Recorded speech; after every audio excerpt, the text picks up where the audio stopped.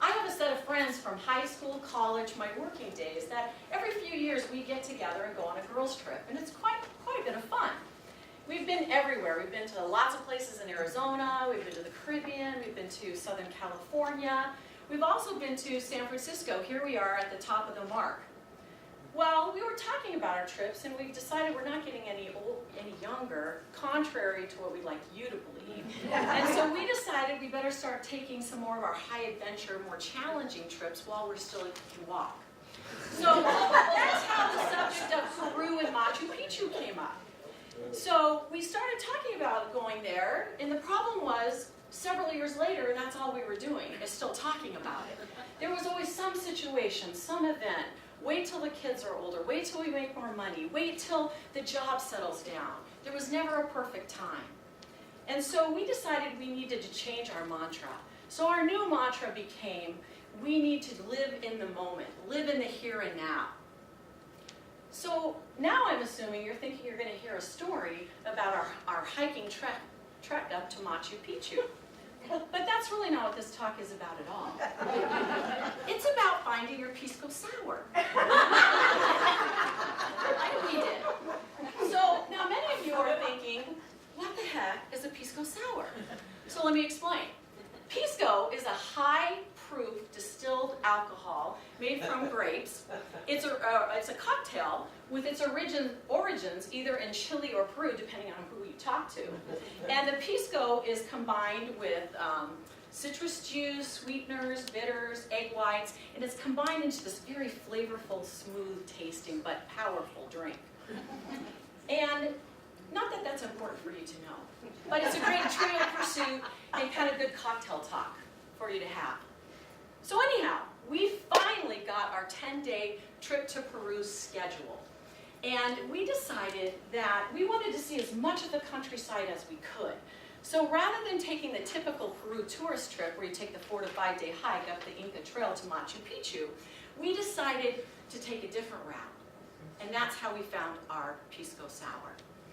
So somewhere between the United States and South America, we lost our luggage.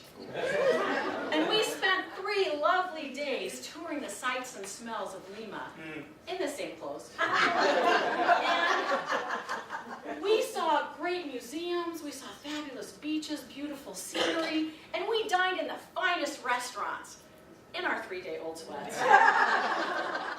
And so by the 3rd day, pretty much everyone in Lima had heard our sad story of luggage loss.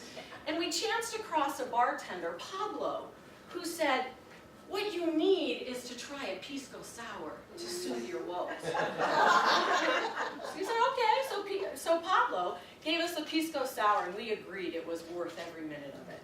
So finally, we were reunited with our luggage, and we decided to head up to the Sacred Valley. And we met Jose. Jose became our driver, and he took us to Inca ruin after Inca ruin, and we climbed and hiked to our heart's content, or until our lungs gave out. And Jose took us to his local village where he lived, and he took us to the shopkeepers, and we met the shopkeepers, and he took us to a local restaurant where we talked with some of his friends and family, and we shared Pisco Sours over stories about their adventures and our adventures in life in the United States. And we saw everything that we wanted to see. We even tried to order pizza from a guy that only spoke Quechua, which is a language that is impossible to understand. And you know what? We did make it to Machu Picchu, and we climbed an ancient Inca trail around a mountainside on the ledge of a cliff. And we hiked, or I should say rock climbed, up to the top of Huayna Picchu, the big mountain that you see on all the Machu Picchu pictures, and looked down at the ruins that we had just climbed from that we could now barely see. It was stunning, it was fabulous, it was everything we could have imagined. But the real jewel, the real find, was when we found our Pisco Sours.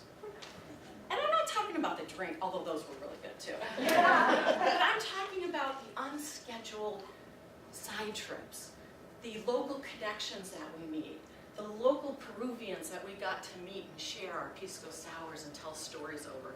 These were the things that were most precious to us. This was finding and discovering our Pisco sours. Don't miss an opportunity to find yours.